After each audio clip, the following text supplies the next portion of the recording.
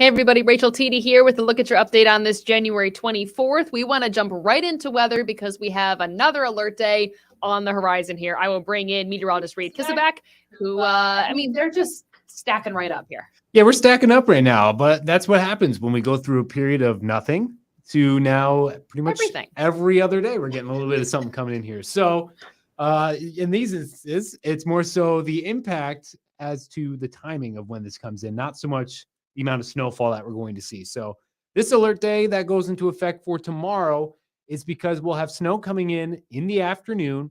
Could have impacts for some school dismissals, whether they choose to cancel the after-school activities, maybe dismiss a little bit early, up to some of the schools. Not every school will do that either. And regardless, we will have a slow commute home as it will be still snowing as you head there. So I'll look outside right now, CDPHP for morning cam in East Greenbush towards the Albany skyline. We're at 35 degrees right now. Here's a look at what we're forecasting for Wednesday into Wednesday night. This is going to be a quick passing system coming in the afternoon, clearing out right around midnight. But you can see Albany, Schenectady, Troy, Clifton Park, 2 to 4 inches of snow. As you start to quickly go up into the hill towns, though, that jumps up to 4 to 7. And then the higher elevations of the Adirondacks into the Green Mountains and even parts of the northern Berkshires, you get 7 to 12, where we are expecting to see snow last longer. Also, too, where we have 2 to 4 and even 1 to 3 down by Catskill, we are anticipating more of a mix of rain and snow and a little bit of some sleet coming in there as well. So that's why the snowfall totals are dropping down. So to give you an idea of that kind of contrast, the European model has us at just shy of 3 inches, the GFS at 1 because they're anticipating a little bit more of a mix. The NAM is always the more aggressive one. So that has us at over 6 inches, and the graph, our in-house model, has us right around 3 inches. So that 2 to 4 inch range makes sense for us here in the weather department, looking like the mixed precipitation staying just off to our south here. But a look at why we issued this alert day in particular has to do with the snowfall rate. So this is for the hour-by-hour snowfall for Albany itself. So from 2 to 4, we go from 1/2 inch to 1.5 inches, more or less. So that tells us that we'll have some snowfall rates of around 1/2 inch to 1 inch per hour. That's all going to happen right into the start of the evening commute. So expect a coating of snow on the ground, could be a little bit slippery in spots, and it's still going to be snowing. So from 4 to 6, we go up maybe another 1/2 inch of snow. So it's not the highest snowfall rates that we're going to see, but still snowing, some slippery spots. Anticipate a slower commute home, and that snow will continue as we head into the start of the evening time. So hour by hour forecast overnight tonight, mostly cloudy to start off the day. Tomorrow, temperatures in the teens and low 20s. We'll start to see some snow pushing in around 10 a.m., but this is what we'll call our quote-unquote preliminary snow, which is more so that light kind of scattered snow until about 1 o'clock. And then you can kind of see off towards the west and south of Windham, those darker shades of blue, a sign of that steadier snow pushing into our region. We have that coming through right up till 4 o'clock into your evening commute home. Temperature sitting below freezing to start. But notice by 6, we are seeing the temperatures rise up a little bit in the Hudson Valley. So starting to see that mix of freezing rain, sleet, and rain showers starting to tie itself into us here. That stays with us even up to around 9 p.m. And the quick thing to note, too, is dry air is going to push in. So you see this really kind of collapses from 9 to about midnight. Still a couple pockets of some mixed precip off to our north, but some spotty rain showers to the south of Albany.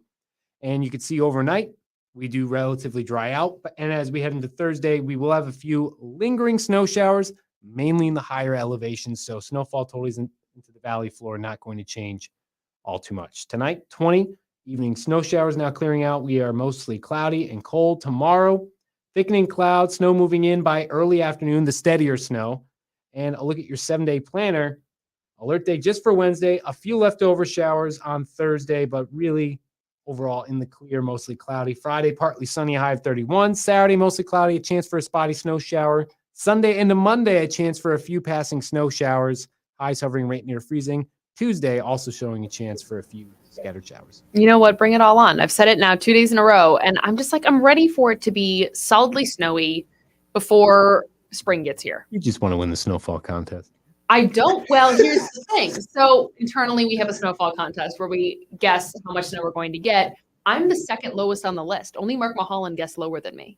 So I don't want us to get too much snow. I have a feeling we'll get up there. How But much? it's going to be What is very it right gradual. now? It's going to be very gradual. Right now, you'll have to forgive me because I haven't looked since yesterday's because we've been busy. So Right. we were about a foot shy from where we were supposed to be before this came through. We just got Okay. 8 inches. So I'm going to assume that we're probably between like 5 inches or less from where we should be. Okay. Right Oh, around there, I would go with okay. For this time of year. for this time of year. Okay.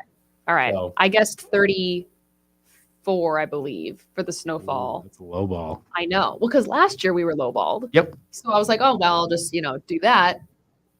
I think Mark guessed 33. I was 34, 35. Mark is probably going to lose for sure, but we'll see. We shall see. All right. Thank you, Reed. Yep. I'm going to take you out because we do have some other top stories to talk about here tonight. Firstly, you might remember this story. The Rensselaer County executive facing charges. This is Steve McLaughlin, and his trial started today. The state attorney general says McLaughlin withdrew $5,000 from his campaign fund in 2017. And according to the prosecution, the staffer wanted him to pay her $3,500 in return for an iPad and a laptop. They claimed that the $5,000 taken out of his campaign fund with a check made out to Hudson Valley Strategies, which was a consulting firm that he used. But McLaughlin's lawyers argue the bank transfers were well documented, which they say proves nothing shady was happening here. They implied the prosecution settled on charges after deciding to target McLaughlin for how he spent campaign money. Also, Governor Hochul making news today. She came to the Capital Region to announce the expansion of the Capital Region Crime Analysis Center in Albany. She's hoping the Crime Analysis Center network becomes a one-of-a-kind initiative that helps law enforcement agencies across the entire state. And these centers will allow local, state, and federal law enforcement agencies to all share resources with each other. And another top story tonight, you probably know about Mike Tyson. Well, the heavyweight boxing champion is being sued for an alleged rape that happened nearly 3 decades ago in the Capital Region. The woman is suing him for $5 million, and that lawsuit was made possible because of a new law that went into effect in November. It's called the Adult Survivors Act. This gives sexual assault survivors a 1-year window to file a lawsuit over assaults that happened years ago. A woman whose identity is not being released in the court paperwork says the alleged incident happened in the early 1990s. The woman also says the two met at a club called September's at the time, and the woman says she got into Tyson's limousine. She claims the boxer pulled her pants off and violently raped her. But with the time that has passed, it does pose legal challenges. The Times-Union was the first to report this story. We reached out to the victim's lawyer. We have not heard back. We also tried getting in contact with Mike Tyson's representatives, but we're also unsuccessful. Coming up live at 9 o'clock, we're going to take a closer look at this case and the law that was passed in November to make this even possible. So make sure you join us for that. We also have breaking news coming up live at 11. So we hope to see you then. Have a good night.